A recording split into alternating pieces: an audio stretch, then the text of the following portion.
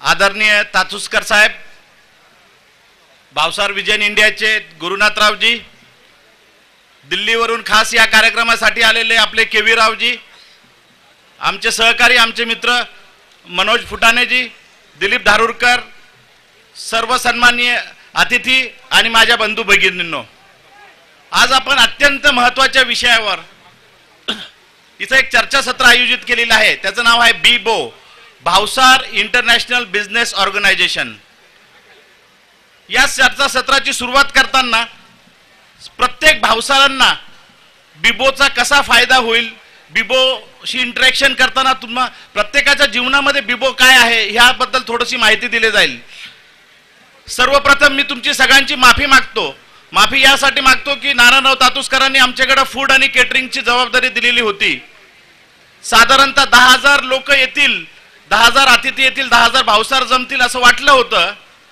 परंतु आम्ही आतमध्ये 8,500 चेअर्स टाकल्या होत्या. बाहेर 5-6 भावसार उभे होते. 13-14 भावसार एकत्र झाले आणि जेवणाची लाईन बरीच मोठी लांबली. त्यामुळं जो ऐन वेळेवर जो 30-40% साधारणतः म्हणजे 3-4 भावसार जास्त वाढले, 10,000 पेक्षा 14-15 भावसार जमा झाले इथं, आणि त्यामुळे थोडासा गोंधळ झाला. त्याबद्दल मला आपण सर्वांनी माफ करा ही माझी विनंती आहे तुम्हाला.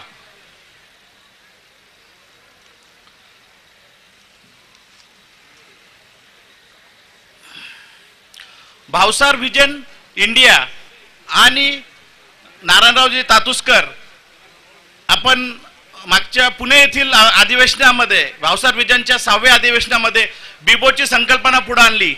बीबो म्हणजे काय, प्रत्येकाच्या जीवनामध्ये एक बीबोची संकल्पना आहे की प्रत्येक भावसार हा कष्टाळू आहे, प्रत्येक भावसार हा अतिशय बुद्धिमान आहे आणि त्यांनी स्वतःच्या कर्तृत्वावर, स्वतःच्या चांगल्या चारित्र्य ठेवून वेगवेगळ्या बिझनेसमध्ये, वेगवेगळ्या सर्व्हिसमध्ये असताना सर्व्हिसमध्ये तो मोठा झालेला आहे.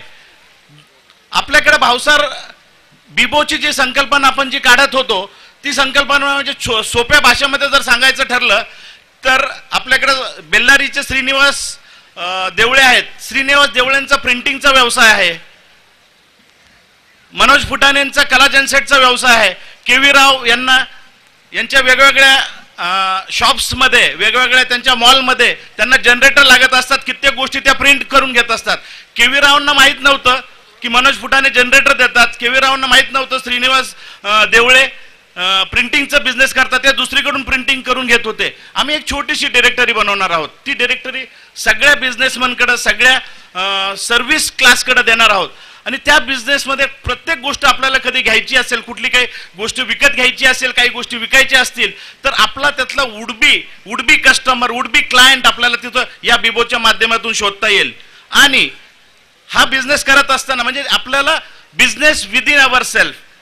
आणि यामध्ये आता आम्ही सकाळी मिस्टर कमल नाजरेंना आम्ही हॉटेलमध्ये भेटलो तर त्यांनी असं सांगितलं, ते आणि दिलीप धारूरकर आम्ही गप्पा मारत बसलो होतो तर ते विचारत होते आम्हाला की ॲल्युमिनियम कास्टिंगमध्ये आम्हाला जर कुणी पाहिजे असेल, आम्ही फार लोकांना शोधतोय. आमच्याकडे ट्रिलियन्स ऑफ डॉलरचा बिझनेस आहे. कॅनडा बेस्ड कंपनीमध्ये ते सर्व्हिस करतात सिनियर पोझिशनवर.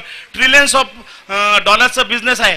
आणि असं शेअरिंग एकमेकांशी ज्यावेळेस आपण करत राहू, एकमेकांशी आपण बोलत राहू तर त्यामुळं आपल्याला एक चांगल्या प्रकारचा प्लॅटफॉर्म इथं मिळणार आहे. आणि तोच एक साधासा प्रयत्न आम्ही बीबोच्या माध्यमातून इथं एक करून घेत आहोत.